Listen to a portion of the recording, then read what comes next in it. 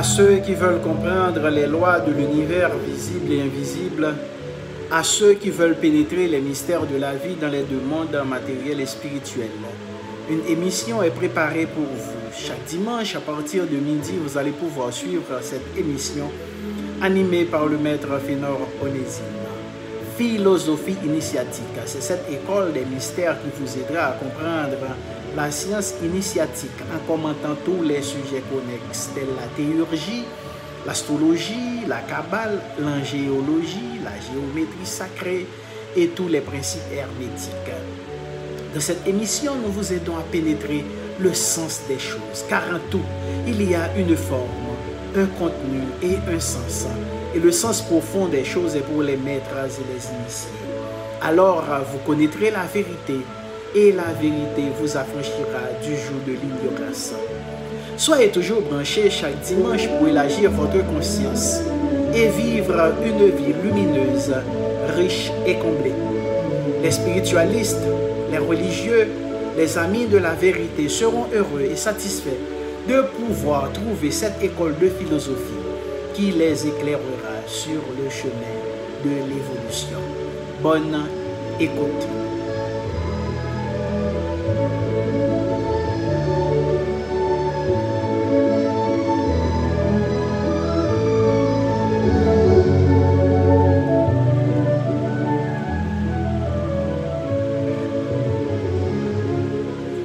Écoute-moi attentivement, ô homme. Je vais t'enseigner la sagesse et la lumière appropriées pour cette époque. Je vais t'apprendre à chasser les ténèbres et à apporter la lumière dans ta vie. Voici le point central de mon enseignement qui va te permettre de parcourir le sentier qui te permettra de vivre éternellement comme un soleil et de repousser le voile de l'obscurité. Travaille à devenir la lumière du monde, deviens un vaisseau de lumière, un point focal pour le soleil de ce système. Élève tes yeux vers le cosmos et la lumière. Prononce les mots du gardien, les cantations qui appellent la lumière vers toi. Chante la liberté et la chanson de l'âme. Élève ta vibration à un niveau où tu deviendras un avec le tout et qui te permettra de fusionner avec le cosmos. Deviens un avec la lumière pour accomplir sa loi de clarté et d'ordre dans le monde. Cette lumière, ô homme, est la grande lumière qui brille à travers l'ombre de ta chair. Mais pour devenir un avec la lumière, il faut t'élever au-dessus des ténèbres et des ombres qui t'entourent. La vie coule sans cesse pour te remplir, mais sache que tu dois t'élever de ton corps et te rendre dans d'autres dimensions qui sont toujours une avec toi. Regarde autour de toi et remarque que c'est ta propre lumière qui se reflète partout. À travers les ténèbres, tu poursuis ta course en ouvrant le chemin par ta propre lumière. Voilà la sagesse que tu dois conserver dans ton cœur au soleil de lumière. Ne te laisse pas trahir par ton corps, reste sur le chemin de la vibration de lumière. Abstiens-toi de succomber à la voix ténébreuse qui te trompe en te laissant croire que la lumière est extérieure à toi. Tu es lumière, tu es soleil. Sache que cet enseignement est resté intact depuis le début des temps, depuis l'origine de l'âme du tout. Voilà la sagesse qui transforme le chaos en harmonie, en vertu de la loi de la grande voix. Écoute, ô homme, l'enseignement de la sagesse.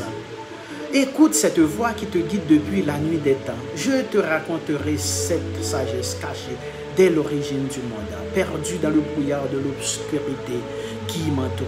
Sache, homme, que tu es l'ultime de toutes choses. Ce savoir fut perdu lorsque l'homme s'est laissé ligoter par les chaînes des ténèbres.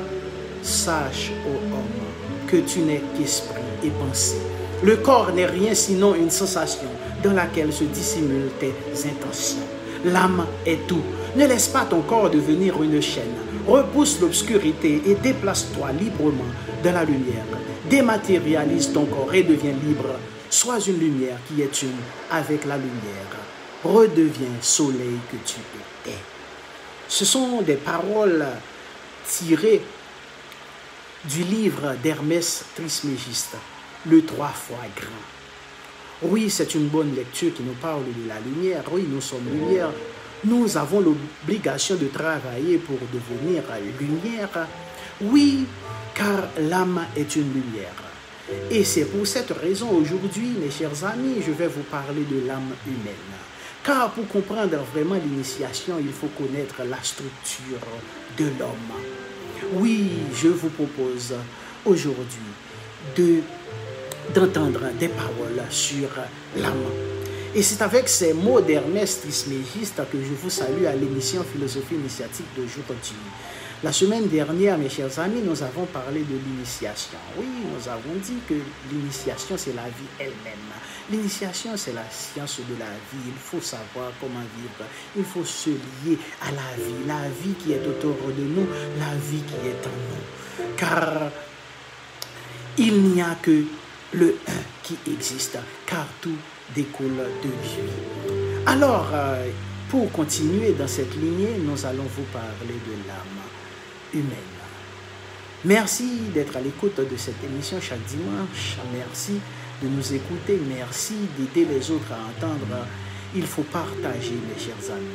Et je vous invite aussi à vous abonner sur ma chaîne YouTube. Vous n'avez qu'à aller sur YouTube et taper Fénor Onésime ou bien Philosophie initiatique. Et là, vous pouvez liker et aider à propager ces connaissances. Merci d'être à l'écoute de cette émission. Nous vous revenons tout de suite pour la continuité.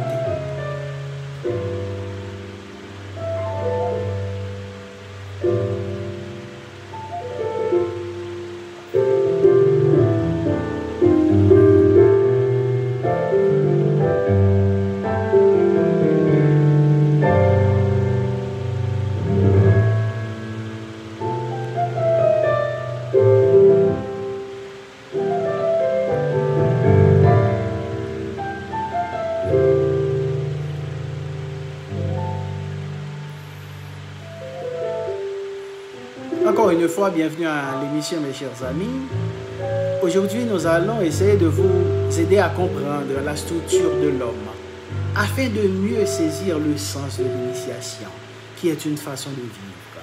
Car l'initiation, je le répète constamment, c'est la vie elle-même. L'homme avec son corps physique, avec sa volonté, avec son cœur, avec son intellect, avec son âme, avec son esprit, oui, est un mystère.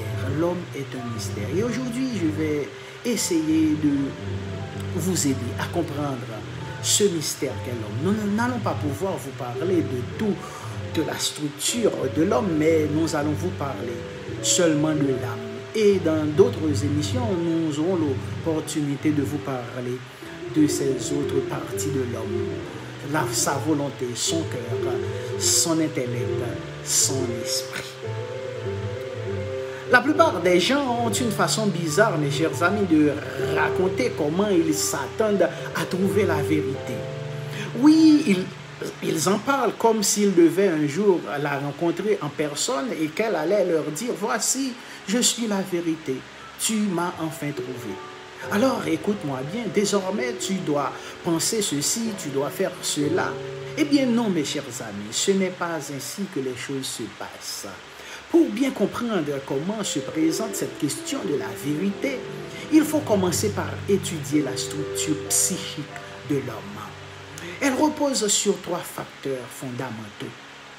L'intellect, qui lui permet de penser, le cœur, qui lui permet d'éprouver des sentiments, et la volonté qui lui permet d'agir. La volonté n'agit jamais sans mobile, mais sous l'impulsion des pensées et des sentiments. Observez-vous bien. C'est parce que vous avez des pensées et des sentiments à propos des choses et des êtres que votre volonté se met ou non en mouvement. Donc pour se décider à bien travailler, il ne suffit pas de penser que travailler est utile. Il faut aussi aimer ce travail. Donc, vous rencontrez un homme blessé ou dans la misère, pour vous décider à lui venir en aide, mes chers amis, il ne suffit pas de penser qu'il en a besoin ou il faut que vous éprouviez aussi un sentiment de sympathie à son égard. Et celui qui se jette sur son voisin pour l'assommer ne s'est pas contenté de penser, il est stupide, il est méchant, et il a aussi fallu qu'il ressentent de l'exaspération, de la colère ou de la haine qui viennent de son cœur. Les exemples, mes chers amis, sont innombrables.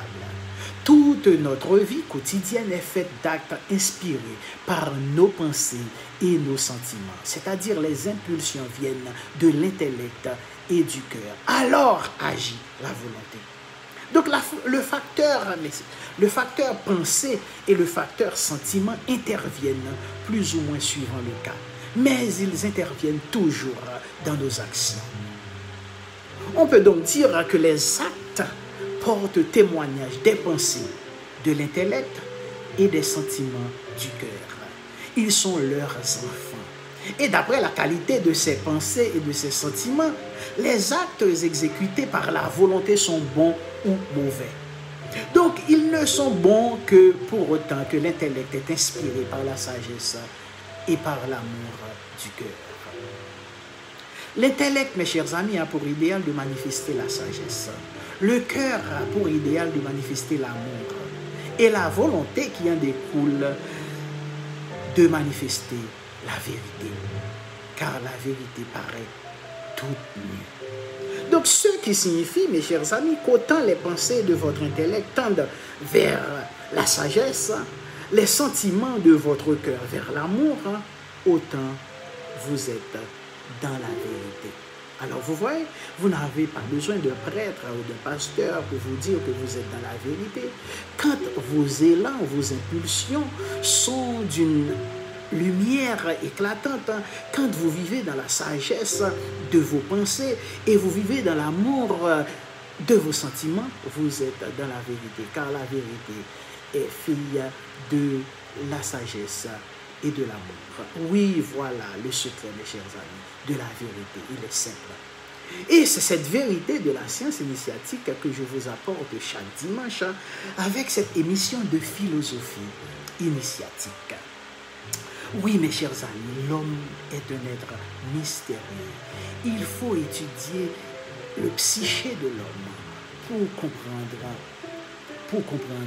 comment fonctionne la vérité et pour comprendre l'initiation. Oui, puisque nous donnons pour tâche de vous parler de l'âme. Qu'est-ce que l'âme? L'âme est donc cette région intermédiaire que traversent les courants qui vont de la terre au ciel, du ciel et de la terre. N'oubliez pas, vous suivez l'émission Philosophie initiatique qui est l'émission du ciel et de la terre. Et s'il y a un intermédiaire, oui, qui apporte les courants du ciel et transporte les courants de la terre, cet intermédiaire s'appelle l'âme. C'est l'échelle de Jacob. C'est elle, cette échelle le long de laquelle, dans le songe de Jacob, dans la Bible, les anges montaient et descendaient. Elle est placée dans l'âme, c'est-à-dire dans le plan astral et dans le plan mental. C'est pourquoi il y a deux courants, oui, les pensées et les sentiments. Vous comprenez, celui du sentiment et celui de la pensée, mais ils ne se rencontrent pas. Rien ne s'élabore pas dans l'âme. C'est un lieu de passage que traverse tout ce qui descend du ciel, du monde divin, vers les créatures d'en bas, et tout ce qui d'en bas monte vers le ciel. Donc l'âme a deux courants. Un courant qui monte et un courant qui descend. L'esprit travaille sur la matière, mais par l'intermédiaire de l'âme. Donc l'âme est donc un outil pour l'esprit. Un outil dont il se sert pour atteindre le plan physique. Car l'esprit, lui, ne le peut pas. Oui, l'esprit est incompatible à la matière. Donc l'âme, c'est l'outil utilisé par l'esprit pour communiquer à la matière ses effluves. Seule l'âme, mes chers amis, a la possibilité de toucher la matière. Et c'est donc à travers elle que l'esprit peut travailler sur la matière, la modeler, la façonner, lui donner des ordres. Sans l'âme, sans les possibilités de l'âme, mes chers amis, l'esprit ne peut rien faire sur la matière. toutes les forces qui sont là accumulées dans le corps physique, les métaux, les cristaux, le pétrole, l'or, les pierres précieuses, symboliquement parlant, mais je pourrais dire la terre entière. L'esprit ne peut les utiliser qu'à travers l'âme qui pénètre et se faufile dans le corps parce qu'elle est déjà pas plus matérielle, mais plus proche de la matière. Donc, elle a plus de possibilités pour la toucher et en retirer des éléments qui montent vers le ciel. Et quand elle est arrivée à les saisir, elle envoie ces éléments vers l'esprit. Donc, mes chers amis, tout se reflète dans la nature. Et quand on sait comment observer la nature, on peut trouver la solution des questions les plus complexes, les plus abstraites. Tous les problèmes alchimiques, tous les problèmes théurgiques, tous les problèmes magiques, tous les problèmes kabbalistiques ou astrologiques, vous pouvez les trouver résolus dans les phénomènes du plan physique. Car ce qui est en haut est comme ce qui est en bas, ce qui est en bas est comme ce qui est en haut. Tout est lié. Maintenant, mes chers amis, vous parlant de l'âme, je vous montrerai de nouveau comment on peut se servir de la clé de l'analogie pour tirer des conclusions. Étant donné que toutes choses sont faites d'après les mêmes principes, comme je viens de le répéter, ce qui est en bas est comme ce qui est en haut, et ce qui est en haut est comme ce qui est en bas, avec seulement quelques petites modifications. On retrouve partout cette même division en trois formes, en trois, partout dans l'univers. Comme pour dans les Écritures, dans les textes philosophiques, il y a la forme, le contenu, le sens. Il y a aussi le corps, l'âme et l'esprit, ce sont les mêmes termes. N'est-ce pas vrai? Partout, on ne verra que cette trinité. Le corps, l'âme et l'esprit. Le forme, le contenu et le sens. Prenez un œuf. Oui, un œuf, je dis. Et il vous expliquera tout. Il vous dira, mon vieux, je suis fait d'après les lois universelles. Je suis construit comme l'univers, mais en réduction, c'est-à-dire en petit. Ouvrez-moi. Que vois-tu? Le jaune, qui contient le germe de la vie. Le blanc, c'est-à-dire l'albumine. Puis la coquille. Qu'est-ce qu'on voit? Trois choses. Cette même trinité. Le jaune de l'œuf, qui contient la vie, le blanc, c'est-à-dire l'albumine, on pourrait dire l'âme, puis la coquille qui représente le corps physique. Oui, l'œuf vous répète, je suis fait à l'image de l'univers, et toi, tu me ressembles. Bien sûr, au lieu de dire que l'œuf ressemble à l'homme, il dit que l'homme ressemble à l'œuf. Regardez-moi bien, dit l'œuf. Le jaune, c'est l'esprit. Le blanc, c'est l'âme. La coquille, c'est le corps. Vous voyez? Il a raison, l'œuf. Donc, mes chers amis, le germe est au centre, le blanc au milieu. C'est pourquoi je disais tantôt que l'âme est intermédiaire entre l'esprit et le corps physique. Oui, la coquille, le blanc au milieu, comme l'âme qui représente le milieu entre l'homme, entre le corps physique et l'esprit, et la coquille de l'œuf qui représente la périphérie. Donc la cellule aussi, mes chers amis, est construite d'après ce même schéma. Partout dans l'univers, on trouvera cette même structure. Toutes les cellules comportent le noyau, le cytoplasme et la membrane comme l'œuf. Et quand la coquille de l'œuf se casse, mes chers amis, que se passe-t-il? Tout se déverse et la vie s'en va. Comme la coquille, le corps sert à protéger la vie, c'est-à-dire l'âme et l'esprit. Le corps n'est pas l'homme. Le corps, c'est une coquille comme l'œuf. Donc, quand le corps est brisé, la vie s'en va. L'âme et l'esprit le quittent. Et maintenant, pour répondre à cette belle question, qu'est-ce que l'âme? Je pourrais dire que l'âme, comme le blanc de l'œuf, est porteuse de tous les éléments nutritifs nécessaires au maintien de la vie. Oui, la vie, elle vient de l'esprit. Le germe ne se trouve pas dans l'esprit. Oui, excusez-moi, le germe ne se trouve pas dans le blanc de l'œuf. Il se trouve dans le jaune de l'œuf. Oui, de la même manière, la vie, la vraie vie, mes chers amis, se trouve dans l'esprit, pas dans l'âme, pas dans le corps. Et c'est l'âme qui la nourrit, qui la maintient, qui la soutient et la fait circuler. Il faut comprendre cela.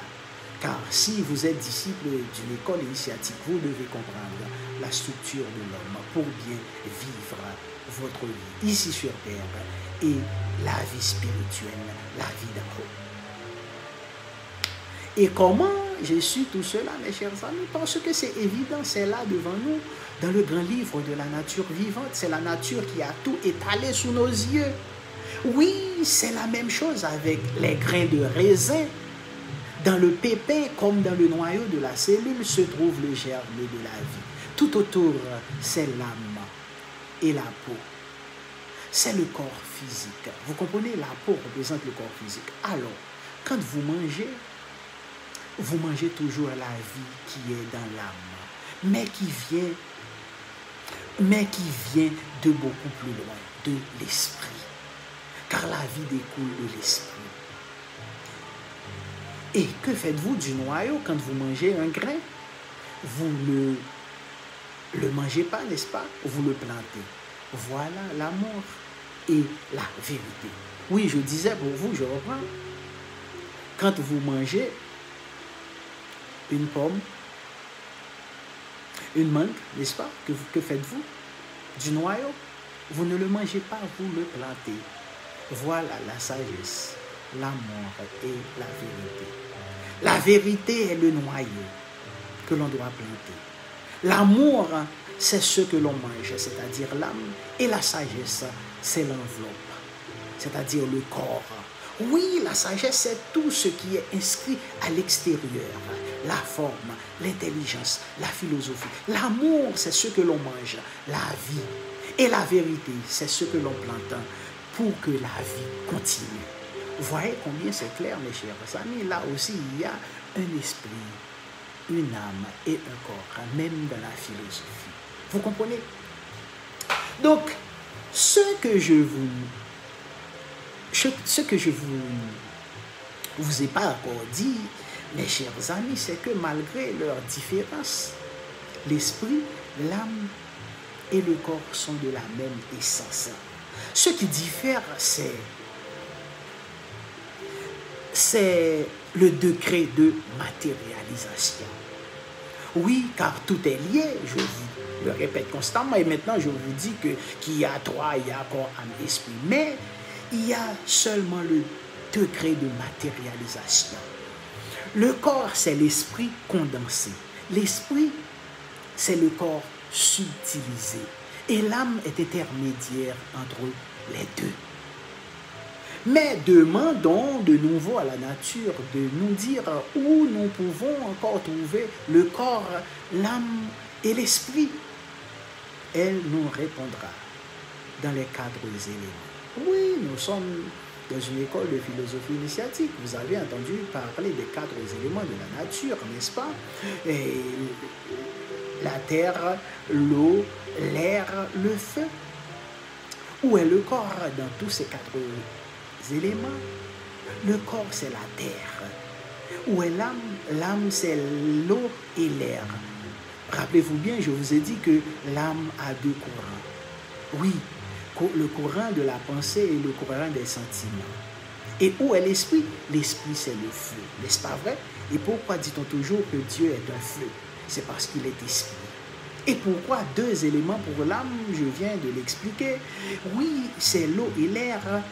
Je vous l'ai déjà dit, l'âme est double et relie les deux autres parties, le corps et l'esprit. Donc l'eau et l'air relient le feu à la terre. C'est par l'eau et l'air que le feu communique sa chaleur à la terre. L'eau et l'air, c'est donc l'âme qui nourrit la terre et le feu. Et toutes les circulations sont là, mes chers amis. L'eau monte et descend et l'air aussi.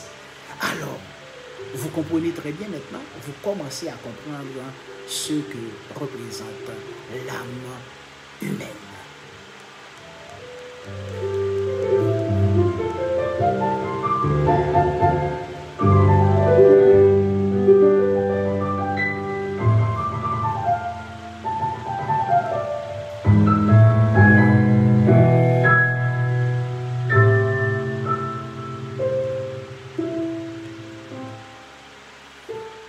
N'oubliez pas, mes chers amis, vous êtes en train de suivre l'émission Philosophie initiatique animée par le maître Fénor Onésime. Et aujourd'hui, nous sommes en train de vous parler de l'âme. Oui, avec ces exemples pris, vous avez pu comprendre avec l'œuf, avec la graine, avec la cellule. Vous avez compris ce que c'est que l'âme. C'est l'intermédiaire entre l'esprit et la matière, entre le haut et le bas. Donc, c'est par l'âme que l'esprit communique ses effluves au corps physique. Et le corps physique envoie ces éléments les plus subtils à l'esprit par l'intermédiaire de l'âme. Partout dans l'univers, on ne trouvera que ces trois principes, le corps, l'âme et l'esprit, dans la cellule, dans l'œuf, dans tout ce qui nous entoure dans la nature. On trouve cette même structure. Et maintenant, parlons en largeur sur l'âme. Beaucoup pensent, mes chers amis, que l'âme humaine entre dans le corps de l'enfant dès le début de la gestation. Et vous allez comprendre, ce n'est pas exact. Tous les grands initiés qui tiraient de leur clairvoyance un savoir véridique nous disent que l'âme vient s'installer dans l'homme par étapes successives au cours de sa vie. Mais direz-vous, dans le sein de la mère, le corps de l'enfant respire, se nourrit, son cœur bat, donc son âme est là. Oui, son âme est là, mais seule l'âme peut animer la matière et la rendre vivante. Pourtant, pendant la gestation, mes chers amis, l'âme de l'enfant n'est pas encore pleinement installée en lui, c'est-à-dire installée dans son petit corps. Vous allez comprendre. Ce qu'il faut savoir, c'est que l'être humain possède plusieurs âmes. Donc, si vous lisez les philosophes grecs néoplatoniciens et certains pères de l'Église, vous verrez qu'ils pensaient aussi que l'homme possède plusieurs âmes. La première, que nous appellerons âme vitale, est purement végétative. Elle n'est pas consciente. Elle s'occupe des processus physiologiques, de la nutrition, la respiration, la circulation. Et la deuxième âme, plus évoluée que la première, est appelée l'âme animale. La troisième âme est appelée l'âme émotionnelle. La quatrième âme est l'âme intellectuelle ou rationnelle. Enfin vient l'âme divine, qui est plus pure. Il ne faut pas la confondre avec la précédente. La science ésotérique le souligne bien, l'âme intellectuelle, celle qui raisonne et réfléchit, peut ne pas être encore visitée par cette âme divine que seuls les initiés, seuls les saints, seuls les prophètes reçoivent en plénitude à la fin de leur évolution. Comprenez-moi bien quand je vous parle de plusieurs âmes. Observons maintenant, mes chers amis, ce qui se passe chez la femme qui attend un enfant pour comprendre comment l'âme se faufile à l'homme. La plupart des femmes ne se rendent pas compte de ce qu'elles ressentent pendant la grossesse ou n'y attachent aucune importance. Quelques-unes, pourtant plus conscientes et plus éclairées, sentent que l'âme prête à se réincarner dans leur enfant se tient auprès d'elle et travaille avec elle en étroite collaboration pour bâtir sa future demeure, ce petit corps physique. Masure, palais au temple, cela dépend. Pendant cette période, l'âme qui est consciente peut apporter à la mère des révélations sur les régions d'où elle est en train de descendre. Oui, car l'âme vient d'en haut. Ensuite, au moment de la naissance de l'enfant, l'âme dit au revoir à la mère, se prépare, se sépare d'elle, excusez-moi, et entre dans l'enfant avec son premier souffle. Elle se glisse donc en lui quand il commence à respirer. Mais elle ne peut pas encore prendre entièrement possession de son organisme. Elle doit attendre, travailler pendant des années sur les organes de l'enfant pour les animer, les faire fonctionner, les rendre subtils. Et pendant tout ce temps, bien qu'elle soit présente dans l'enfant, l'âme est là, l'âme vitale, l'âme animale, elle n'est pas encore entrée en lui totalement. Elle reste en dehors de lui. Elle n'a pas complètement pris possession de tout son domaine. Voilà comment fonctionne l'âme humaine, mes chers amis. Je ne sais pas si la psychologie découvrira rapidement ces réalités-là, mais il est impossible qu'elle ne les rencontre pas tôt ou tard sur sa route. Maintenant, cette âme qui est avec la mère, qui accompagne la mère pendant la gestation, avant la naissance de l'enfant et qui entre en lui avec la première respiration, c'est l'âme individuelle. Elle y restera toute la vie, depuis le premier souffle jusqu'au dernier souffle. Mais d'autres âmes vont venir, vous comprenez, à diverses périodes enrichir et embellir cette âme individuelle. À l'âme végétative, qui est venue la première animer l'embryon dans le sein de la mère, vient vers l'âge de 7 ans s'ajouter l'âme animale volontaire. Regardez le comportement des enfants vers cet âge, à l'âge de 7 ans. C'est comme un animal. On croit ordinairement, mes chers amis, oui, que l'âme s'installe définitivement vers cet âge-là. Non, il s'agit seulement de l'âme animale volontaire. De la naissance à 7 ans, l'enfant ne cesse de bouger, de marcher, de courir, de gesticuler. Et à 7 ans, au moment où l'âme animale s'est complètement installée en lui, on peut dire qu'il a acquis une autonomie de mouvement, la maîtrise de ses gestes. Mais depuis quelque temps déjà a commencé une nouvelle période dans sa vie où il éprouve des émotions. Ah oui, des émotions, des sentiments. C'est l'âme émotionnelle qui fait peu à peu son entrée en lui. Et vers l'âge de 14 ans, à la puberté, quand cette âme émotionnelle arrive à maturité, elle entre définitivement et le pousse avec la sexualité et les sentiments à se laisser guider par la sensibilité. Et enfin, vers l'âge de 21 ans, c'est l'âme intellectuelle, rationnelle qui s'installe. Cela ne veut pas dire qu'après 21 ans, l'homme devient automatiquement sage et raisonnable. Non, c'est même la période où il peut commettre les plus grandes bêtises de sa vie. Mais c'est là, c'est à ce moment-là, oui, c'est à cette période qu'il entre en possession de ses facultés de compréhension et de raisonnement. Et c'est de là qu'il commence à réfléchir sur les sujets les plus philosophiques. Et maintenant, mes chers amis, que se passe-t-il quand on dit que quelqu'un a perdu son âme? Vous avez compris les différentes âmes de l'homme, l'âme végétative, l'âme animale, l'âme émotionnelle, l'âme intellectuelle. Et pourquoi dit-on que quelqu'un a perdu son âme? Il faut comprendre toutes ces questions dans cette émission. Pourtant, il est vivant, il est conscient, il pense, il mange, il boit, mais il a perdu son âme. De quelle âme s'agit-il? Ah, d'une âme qu'il ne connaît pas, mais qui l'inspirait et lui apportait des élans, des joies, des émerveillements. Il a transgressé des lois, il a commis des crimes, et alors son âme divine l'a quitté. C'est pourquoi on dit qu'il a perdu son âme. C'était une partie de lui-même qui attendait le moment pour s'infiltrer en lui, mais il lui a tellement obstrué le chemin qu'elle est repartie vers d'autres régions. Elle ne pouvait plus vivre auprès de lui, auprès de cet homme méchant.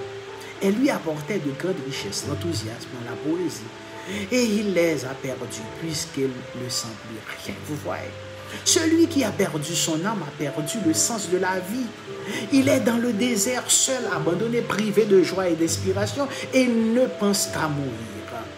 Perdre son âme, vendre son âme au diable. Ce sont là des expressions populaires qui décrivent bien cet état de conscience Ce n'est pas moi qui les ai inventées, mes chers amis. Elles viennent d'un passé lointain. Simplement, il faut savoir de quelle âme on parle, car l'homme en a plusieurs.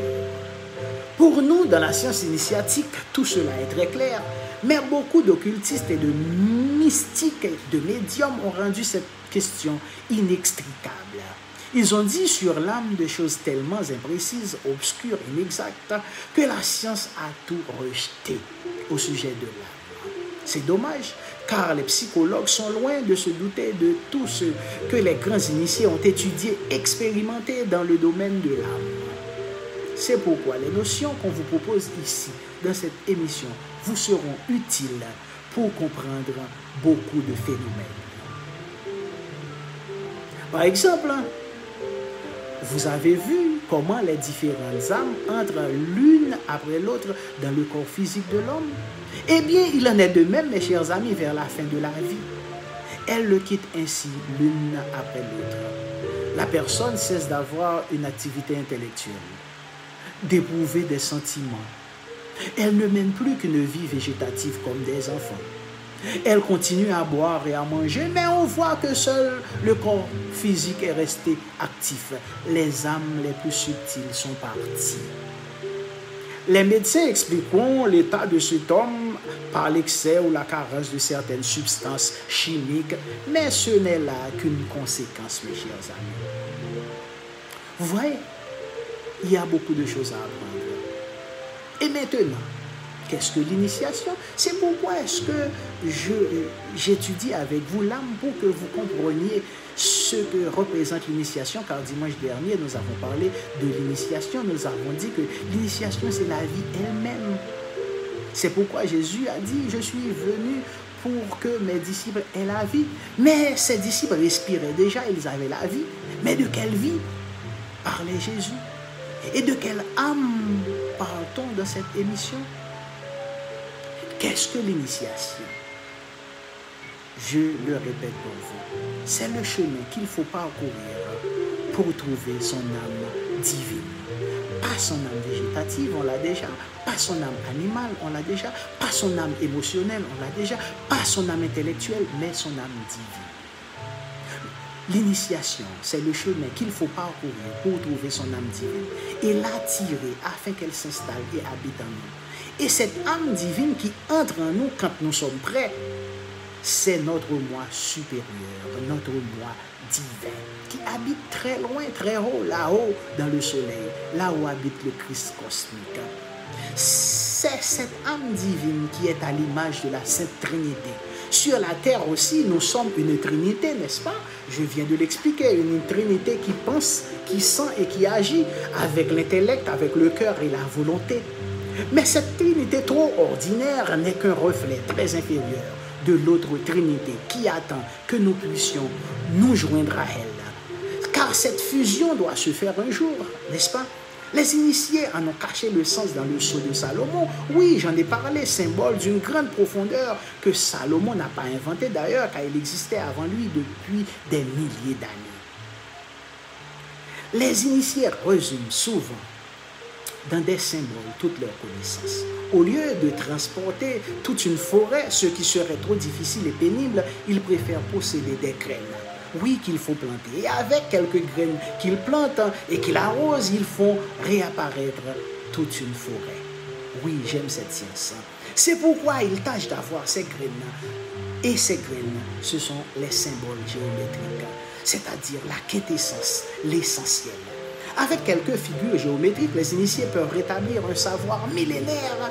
Le savoir officiel n'a pas voulu prendre cette tradition au sérieux, mais si elle pouvait un jour déchiffrer quelques-uns de ces symboles, le serpent qui se mord la queue, par exemple, ou bien le carré qui représente les 4 éléments, ou bien la croix qui représente l'esprit et la matière, le cercle avec le point central qui représente l'esprit avec la périphérie qui représente la matière.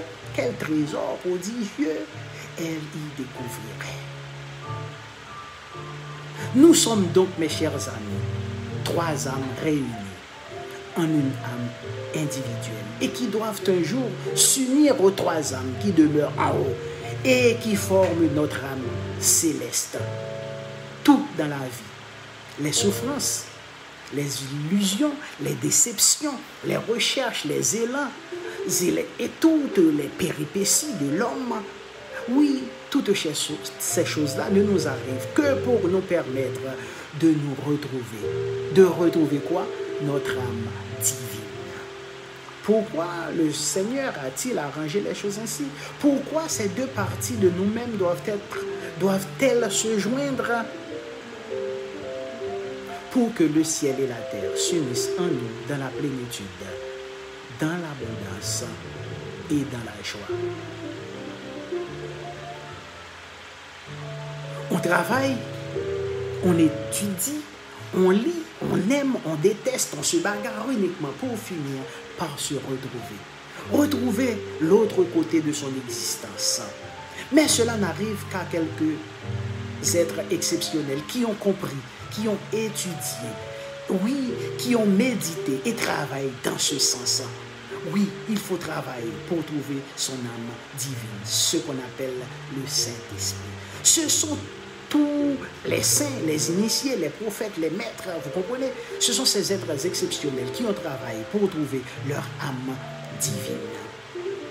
Ils ne pensent qu'à se retrouver, se réaliser et attirer leur âme divine pour se manifester dans la plénitude. Pendant des années et des années, par des ablutions, par des purifications, par des travaux de méditation, par des prières, par des privations et des sacrifices, ils ont préparé le terrain pour attirer leur âme divine, leur âme céleste, c'est-à-dire leur moi supérieur, leur moi divin. Donc quand ils y parviennent, on dit qu'ils ont reçu le Saint-Esprit. Et à partir de ce moment-là, ils savent tout, ils sont devenus des clairvoyants. Et oui, ils peuvent tout, ils ont des pouvoirs comme le Christ, parce que ce n'est pas eux, mais leur âme qui voit, qui sait, qui peut. Tandis que l'âme végétative dont je vous parlais, l'âme animale, l'âme émotionnelle, même l'âme intellectuelle, n'ont pas les possibilités de tout savoir et de tout pouvoir et de tout pénétrer. Oui, nous avons avec nous, oui, dans cette humanité, des intellectuels de haut rang, mais ils n'ont pas travaillé à faire descendre cette âme divine. Voilà pourquoi ils ne peuvent rien, ils n'ont pas vraiment de pouvoir, vous comprenez? Donc, mes chers amis, la descente du Saint-Esprit qu'on nous parle dans les Écritures, dans les livres saints, comme on dit, la descente du Saint-Esprit est un symbole que l'on retrouve dans toutes les traditions religieuses sous différentes formes. Mais le plus souvent, le sens en est mal compris. Oui, car c'est le Saint-Esprit, c'est notre propre âme qui attend de descendre en nous. C'est notre moi qui est là-haut, qui est descendu par étapes successives à l'homme. Il ne faut pas croire que le Saint-Esprit est une entité étrangère à l'homme, quelque chose d'extérieur à l'homme, qui va venir habiter en l'homme. Non, c'est son moi supérieur. C'est le symbole de tout ce qu'il y a en lui de divin, de céleste, de rayonnant, de lumineux et de puissant. Car en l'initiation, on parle du sacrifice. C'est pourquoi on parle du sacrifice de la nature inférieure pour pouvoir laisser la place à la nature supérieure, afin que nous devenions un homme parfait, un homme complet, un homme vivant dans la plénitude. Oui, mes chers amis, vous direz, puisque beaucoup ont déjà reçu le Saint-Esprit, est-ce qu'il y a autant de Saint-Esprit que d'individus? Non, il n'existe qu'un Saint-Esprit divin cosmique. Et chaque moi supérieur, étant donné sa nature divine, reçoit de lui son étincelle et devient comme lui. Donc quand un homme reçoit le Saint-Esprit, c'est son propre esprit qui descend en lui, car il est divin. Quand un homme reçoit le Saint-Esprit, c'est son propre esprit qui est descendu en lui. Son propre esprit qui n'est autre que son moi supérieur, qui habite là-haut, dans le soleil. Oui, je vous ai dit souvent, mes chers amis, que l'être humain est lié à son moi supérieur, qui attend pour entrer et prendre possession de lui, comme l'âme animale, qui attend le moment pour entrer dans le corps de l'enfant, comme l'âme émotionnelle, qui attend le moment de pénétrer l'enfant, et comme l'âme intellectuelle, qui attend le moment de pénétrer l'enfant. L'âme divine, ce qu'on appelle le Saint-Esprit, attend de descendre en nous. Il faut que nous soyons prêts. Si nous travaillons sur nos corps, quand je parle de nos corps, vous comprenez très bien ce que je dis, le corps physique, le corps astral, le corps mental, là oui, il faut travailler sur nos pensées et nos sentiments, il faut avoir des pensées et des sentiments purs pour que puisse descendre cette âme divine, notre moi supérieur. Oui, le Saint-Esprit, c'est un esprit cosmique, la divinité elle-même. Et notre moi supérieur est de la même nature que le Saint-Esprit. Il est fait de la même quintessence, de la même lumière. Il est une étincelle dans le feu, une goutte d'eau dans l'océan.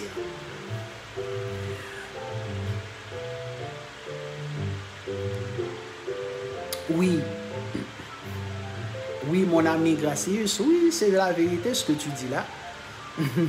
Tu penses que les intellectuels n'arrivent pas à maîtriser certaines choses? Oui, c'est vrai. Alors, revenons à nos moutons. Oui, ce qui nous empêche, mes chers amis, pour le moment de recevoir cette âme divine, de recevoir le Saint-Esprit, c'est qu'il est trop pur. Considérons l'image du vif argent. Si on le verse sur une table, par exemple, se répand en une multitude de gouttes minuscules. Et chaque goutte est tellement vivante, tellement agile, c'est extraordinaire. Pourquoi dit-on que les enfants sont du vif argent? Parce qu'ils bougent beaucoup parce qu'ils sont vivants. Faites une expérience, mettez un peu de poussière sur une table et essayez d'y répandre du vif argent. Les gouttelettes d'argent ne peuvent pas se souder, mais à un autre endroit, sans poussière, dès qu'elles se touchent, les gouttelettes se soudent d'un seul coup et forment une unité. Donc, tant qu'il y a une petite couche d'impureté, une petite couche de poussière, oui, elle empêche les gouttes du vif argent de se réunir. Et en nous se présente le même phénomène, mes chers amis. L'âme universelle, notre âme divine ne peut se fusionner avec nous parce que des couches d'impureté l'en empêchent. Vous comprenez maintenant pourquoi il est nécessaire à l'homme de se purifier. Et quand je parle de purification, je ne parle pas du sexe, je parle de la purification dans la nutrition, je parle de la purification dans les pensées, je parle de la purification dans les sentiments. Et la pureté est une science et on peut se purifier dans tous les domaines de la vie. Et quand on comprend qu'il faut surveiller ses pensées, qu'il faut surveiller ses sentiments, qu'il faut surveiller ceux qui entrent dans nos corps, même dans les boissons, dans les nourritures, on est déjà sur la route pour attirer son âme divine, car on met la pureté en soi. Le moi supérieur, mes chers amis, c'est tout. Il peut tout, mais il ne peut rien faire pour l'homme qui a accumulé autour de lui des couches d'impureté. Jusqu'à sa 30e année, Jésus n'avait pas encore trouvé son moi supérieur. Mais après des années de travaux spirituels, le jour de son baptême dans le Jourdain, il a reçu son âme divine. Cette âme divine vit tellement haut qu'elle communique d'un seul coup à l'homme les connaissances du passé et de l'avenir et lui donne tous les pouvoirs.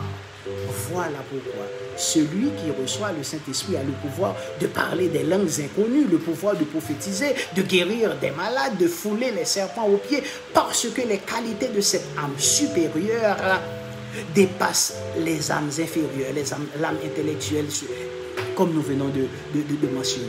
Donc, pour vous aider à mieux comprendre, prenons le cas d'un pianiste, mes chers amis, le dernier exemple que je vais prendre avec vous aujourd'hui. Prenons le cas d'un pianiste. Car moi, je suis musicien. Je prends toujours des exemples sur la musique. Oui. Oui, prenons le cas de pianiste qui donne des concerts. Certains soirs, son jeu reste ordinaire. Oui, personne n'est ému. Aucune émanation, aucun rayonnement, aucune force ne sort de lui pour émouvoir, bouleverser, projeter très haut ceux qui l'écoutent. D'autres soirs, d'un seul coup, quelque chose entre en lui et sans qu'il sache ce qu'il fait, mais ce quelque chose le sait très bien. Lui, son toucher, ses gestes, même ses mouvements de tête sur le piano, tout est différent et il se produit des phénomènes inexplicables. On dit alors c'est merveilleux, c'est divin, il est inspirer. Donc l'inspiration, mes chers amis, c'est un courant ou une entité ou une intelligence qui entre en vous, prend possession de vous et se manifeste merveilleusement. Donc si vous n'êtes pas inspiré malgré vos efforts, vous ne pourrez pas produire les mêmes effets. Donc d'après la science ésotérique, l'inspiration n'est rien d'autre qu'un contact, une communication avec une force, une intelligence, une entité qui vient des régions supérieures et qui se sert de nous pour exécuter ce que nous sommes, ce que nous-mêmes nous ne serions pas capables de faire. Par exemple, quelqu'un veut parler, mais il ne trouve pas ses mots, il est embarrassé, il n'a aucune inspiration, et voilà que d'un seul coup, quelque chose entre en lui, une lumière, un courant, et il s'y abandonne. Il n'a même plus à chercher ses mots, et c'est lui qui écoute, vous comprenez, c'est lui qui est étonné de ce qu'il dit. D'où cela vient-il? Qui est celui qui sait où trouver des matériaux, assembler des éléments et les combiner pour créer des formes d'une telle expressivité? Donc, mes chers amis, sans la connaissance de ces âmes, de ces différentes âmes de l'homme, l'âme végétative, l'âme animale, l'âme émotionnelle, l'âme intellectuelle, l'âme divine, sans la connaissance de ces âmes, rien dans la vie ne s'explique. Or, actuellement, la science nie l'existence même de l'âme. Vous comprenez? Donc, alors, mes chers amis, nous sommes obligés de rester là pour aujourd'hui. Nous ne pouvons pas continuer. Mais je reviendrai la semaine prochaine pour continuer à vous parler de l'âme. Car il y a beaucoup d'autres choses à vous dire sur l'âme. Mais je sais que vous allez commencer à comprendre ce que représente l'âme humaine. Donc, quand on connaît la structure humaine, on peut avancer sur le chemin de l'évolution. Connais-toi toi-même. C'est ce qui a été inscrit au fronton du temple de Delphes. Connais-toi toi-même et tu connaîtras l'univers et ses lois. Jésus disait, connais ce qui est en face de ton visage et ce qui t'est caché te sera révélé. En étudiant la structure psychique de l'homme, on comprendra les lois universelles. Merci mes chers amis d'avoir été à l'écoute de cette émission d'aujourd'hui. Je vous donne rendez-vous dimanche prochain à la même heure pour continuer à suivre cette émission de prédilection Philosophie initiatique animée par le maître Finor Onésime. Je vous demande à nouveau de vous abonner sur ma chaîne YouTube et d'aider à propager ces connaissances. Merci à tous mes amis. Merci à tous mes amis qui étaient à l'écoute de l'émission. Namasté. Que la lumière soit sur vous. À la semaine prochaine.